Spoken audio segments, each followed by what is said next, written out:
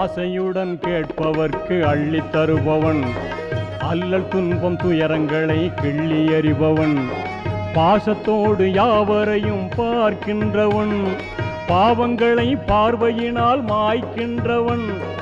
அல்லல் படும் மாந்தர்களே அயராதீர்கள், அல்லாவின் பேரருளை நம்பி நில்லுங்கள், அவனிடத்தில் குறை அனைத்தும் சொல்லி காட்டுங்கள், அன்பு நோக்கு தருகவென்று அழுது கேளுங்கள், இறைவனிடம் கையேந்துங்கள், அவன் இல்லை என்று சொல்லுவதில்லை.